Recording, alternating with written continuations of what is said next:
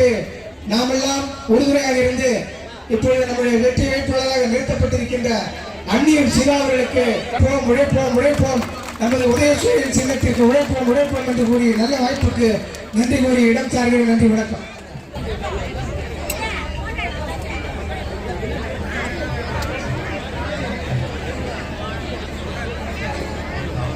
மாவட்டத்தில் விக்கிரவாண்டி சட்டமன்ற தொகுதியில் இந்தியா கூட்டணி சார்பாக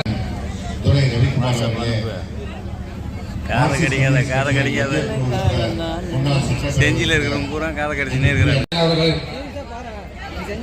சிறப்புரையாற்ற இருக்கும் என்னுடைய நண்பருமான சிறப்புரையாற்ற இருக்கும் அண்ணன் சிவசங்கர் அவர்களும் அந்நியூர் சிவா அவர்களை நம்ம பெரும் வாக்கு வித்தியாசத்தில் வெற்றி பெற செய்வோம் என்று கேட்டு உங்க அனைவருடைய பாதங்களை தொட்டு கரங்களை தொட்டு நான் எனக்கு வாய்ப்பளித்துக்கு நன்றி கூறி விடைபெறுகிறேன். நன்றி, வணக்கம்.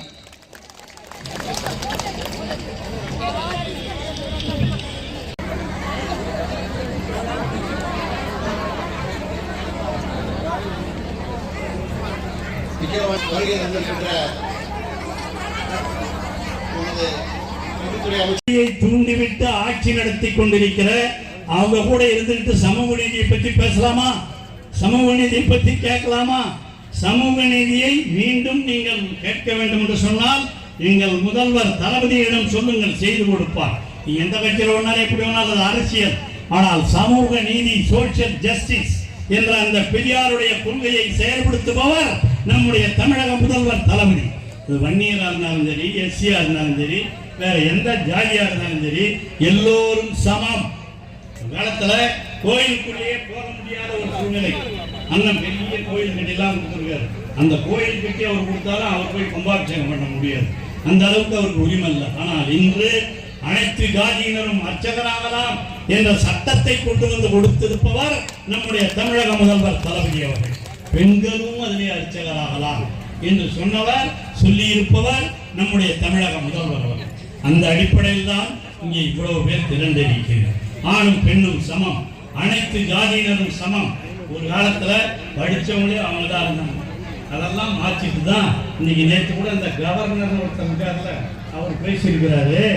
அப்போ ஆங்கிலேயர் காலத்துல ஆசிரியர்கள்லாம் பிராமணர்களா இருந்தாங்க. அதனாலதான் நாம பேட்ச் மாதிரி பண்ணோமா? அது என்னடா தப்பு? அப்ப ஏன் பிராமணர்கள் மட்டுமே ஆசிரியர்களாக இருந்தார்கள்? ஏன் மற்றவங்களாம் படிக்க முடியல?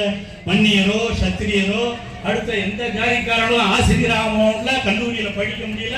படிக்க முடியாத நிலைமை இருந்ததற்கு என்ன காரணம்? அது தெரியல அவருக்கு. அது செய்து கொடுத்தவர்கள் தான் ஆங்கிலேயர்கள். வந்த பிறகுதான் இந்த சமத்துவமே நம்ம தமிழ்நாட்டில் இருந்தது. அதுலதான் திராவிட மாடல் ஆட்சி உருவானது. இந்த திராவிடத்தை பற்றி கிண்டல் செய்பவர்கள் யாராக இருந்தாலும் புரிந்து கொள்ள வேண்டும். திராவிடம் தான் தமிழ்நாட்டில் மட்டும் இல்லப்ப இந்தியா முழுக்கும் பரவி கொண்டிருக்கிறது. அதை பரவ செய்திருப்பவர் நம்முடைய தமிழக முதல்வர் தளபதி அவர்கள் என்பதை மறந்துவிடக் கூடாது. அந்த உணர்வோடு தான் இங்கே போட்டியிடுபவர் நம்முடைய அந்நியூர் சிவா மட்டுமல்ல. அந்நியூர் சிவா போட்டியிடுகிறார். ஆனால் உண்மையிலேயே இங்கே போட்டியிடுபவர் நம்முடைய தமிழக முதல்வர் தளபதி அவர்கள். நீங்கள் அதை மறந்துவிடக் கூடாது. இப்பொழுது நீங்கள் அளிக்கிற வாக்கு, தமிழக முதல்வர் சொன்னாரே 2026 தேர்தலிலே 200க்கு மேல் நாங்கள் வாங்குவோம் என்று. அதல்ல, 234 நாம் தான் வெற்றி பெறுவோம் என்ற நிலைமையை உருவாக்குவதற்காகத்தான் இந்த இடைத்தேர்தல். அந்த இடைத்தேர்தலிலே நம்முடைய அண்ணன் ஜெகத் அவர்கள், அவரை பற்றி நான் சொன்னது